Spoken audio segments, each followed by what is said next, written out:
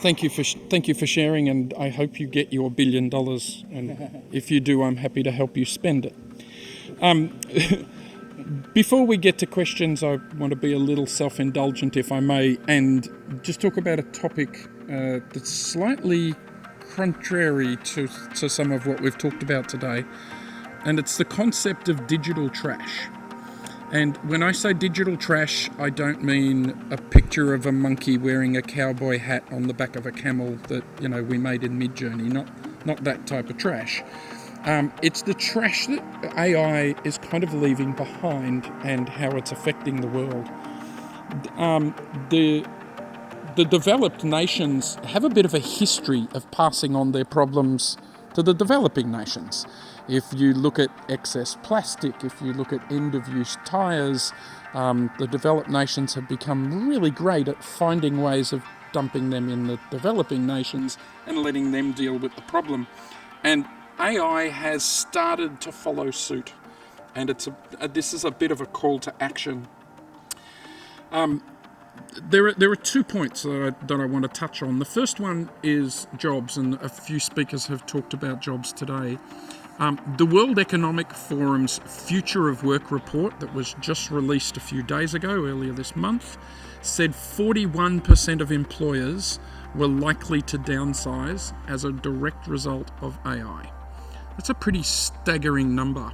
And of course, the jobs most likely to be impacted, things like data entry, admin assistants, call centre workers, legal secretaries, tend to be predisposed towards offshored or outsourced things to developing nations. And on the other side of the coin, the jobs that are most likely are the fastest growing, according to the WEF report, was big data specialists, AI learning specialists, things like that. Jobs more likely to occur in a developed nation. And so we're getting this real imbalance. And the question is, how do the developing nations find the funds to retrain and reskill that they just don't have when they have structural infrastructure issues to fix? In Australia, in my home, the government just dropped $17 million on an AI adoption program for small to medium businesses. Just on a Wednesday, here we go, here's $17 million. The UK has done a similar thing with their AI opportunities plan, but how do developing nations get to prioritise that kind of money?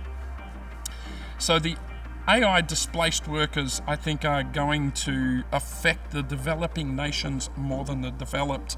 And as another version of this, we've already seen Newswire last year ran a report about the exploitation of gig workers in Pakistan. Many of you probably saw that report where teenage gig workers were signing up using their parents' credentials and were doing work at cents per day, but they were actually data labeling and reinforced learning things around hate speech and pornography.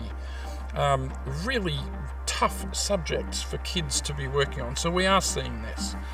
The second point I want to touch on is infrastructure. So today the US has just over 3,000 data centers, about 10 times more than any other nation. But developing nations like Kenya, Malaysia, Chile, and in particular Brazil are rapidly becoming key locations because they are a lower cost location for a data center. In fact, according to Reuters, between 2020 and 2022, Brazil's data centers increased by 127%. That is, they more than doubled in 2 years.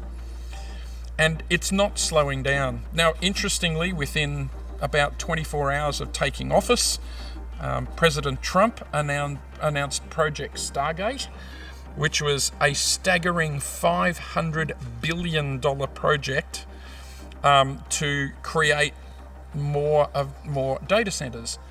How do the developing nations compete with a $500 billion investment? They simply can't do it. And this AI processing, as we all know, leads to very large electrical infrastructure requirements and very large water usage requirements on countries that are not equipped and don't necessarily have the funding to be able to support these types of things.